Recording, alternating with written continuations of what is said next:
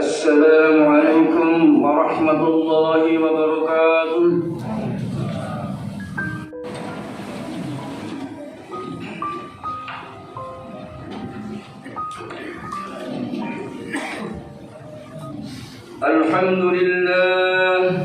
Alhamdulillah nahmaduhu wa nasta'inuhu wa nastaghfiruh wa nu'minu bihi wa natawakkalu alayhi wa na'udzu billahi min shururi anfusina wa min sayyiati a'malina may yahdihillahu fala mudilla lahu wa may yudlil fala hadiya lahu asyhadu an la ilaha illallah wahdahu la syarika lahu wa asyhadu anna muhammadan abduhu wa rasuluh. Allahumma shalli wa sallim ala hadzal nabiyil karim wa ala alihi.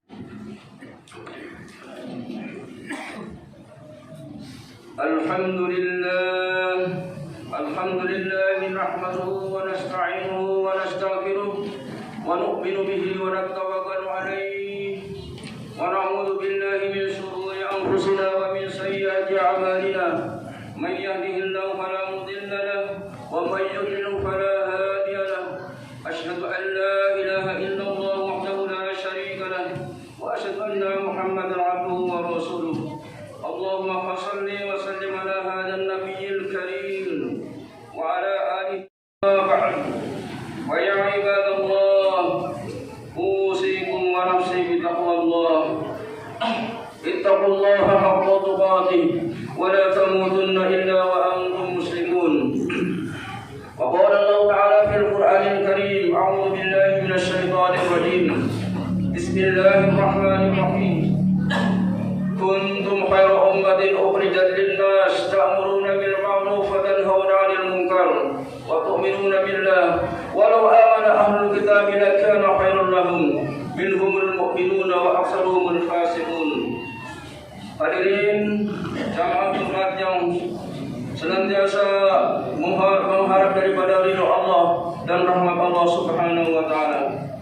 Marilah kita bertakwa kepada Allah Subhanahu wa taala dengan sebenar-benar takwa.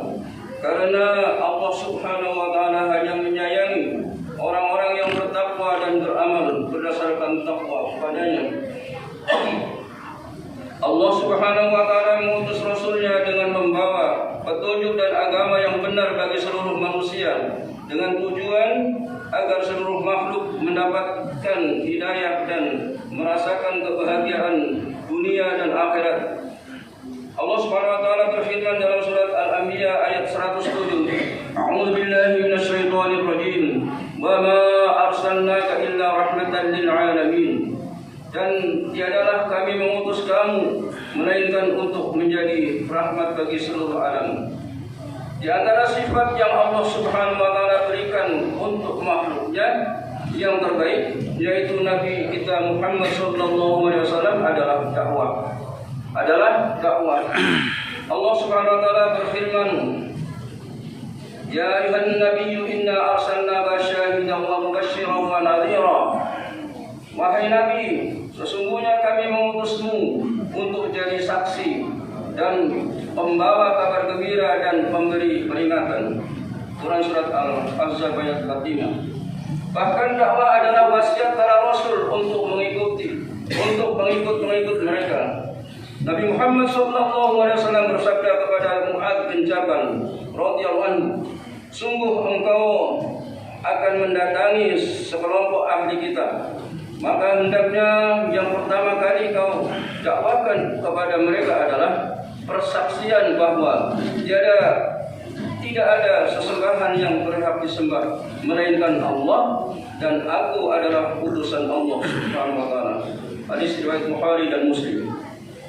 Jemaah Jumat rahimahullah. Berikut ini ada beberapa poin penting. Ada beberapa poin penting yang berkaitan dengan masalah dakwah. Pertama, amal baik di sisi Allah Subhanahu wa taala adalah usaha keras untuk menyelamatkan manusia dari kegelapan menuju hidayah. Karena ucapan seorang dai adalah sebaik-baik ucapan dalam timbangan Allah Subhanahu wa taala.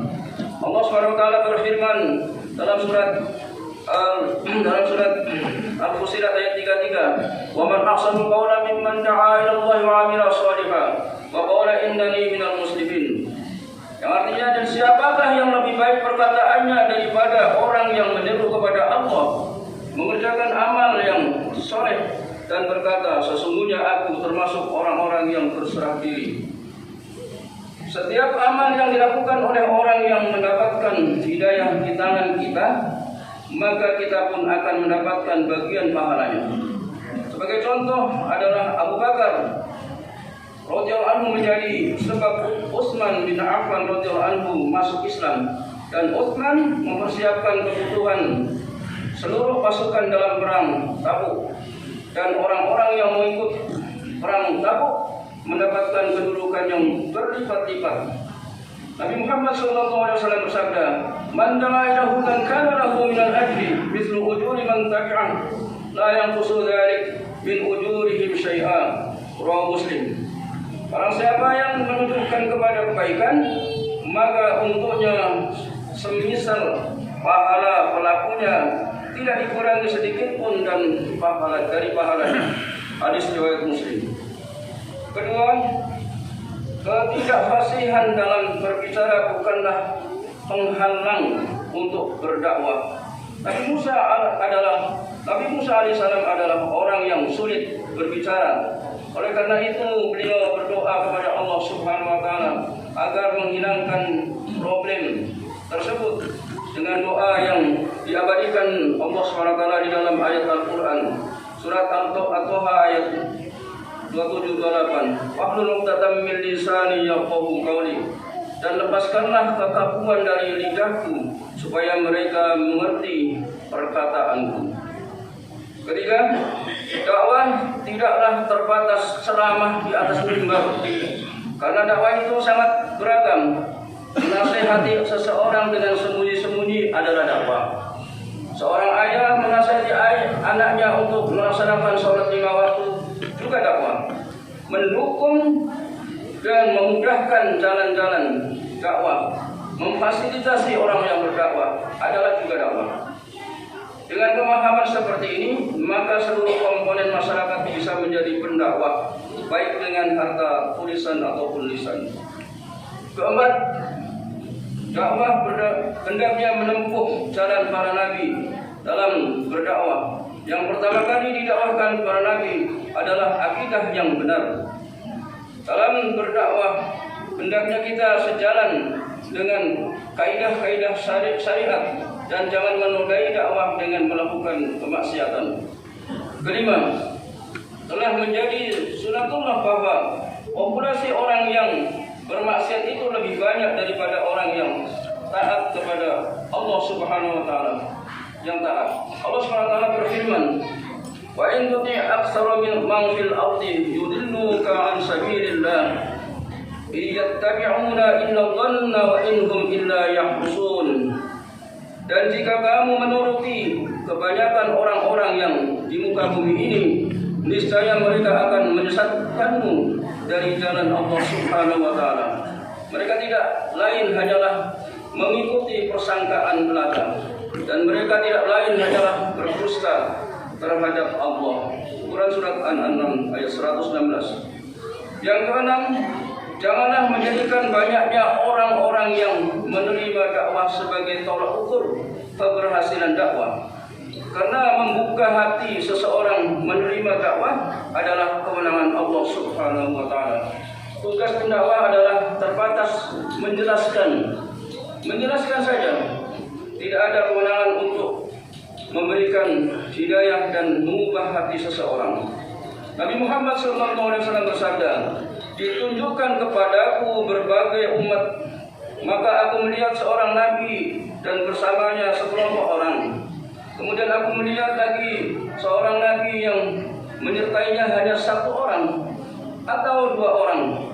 Dan aku juga melihat seorang nabi yang tidak mempunyai pengikut seorang pun." Ketujuh, janganlah menunda-nunda untuk menyampaikan dakwah. Janganlah menunda-nunda untuk menyampaikan pesan-pesan dakwah dalam berbagai waktu dan keadaan. Boleh jadi satu kata yang kita ucapkan menyebabkan orang akan mendapatkan kebahagiaan, atau kita yang mendapat kebahagiaan dengannya sepanjang masa. Nabi Nuh berdakwah kaumnya yang siang dan malam selama bertahun-tahun. Nabi Yusuf pun meski di dalam penjara juga tetap menyampaikan dakwah, tetap berdakwah. Yang kedelapan, doakan orang yang kita dakwai tanpa sepengetahuannya. Berapa banyak orang yang tulus mendoakan saudaranya, menjadikan sebab keadaan saudaranya itu menjadi lebih baik.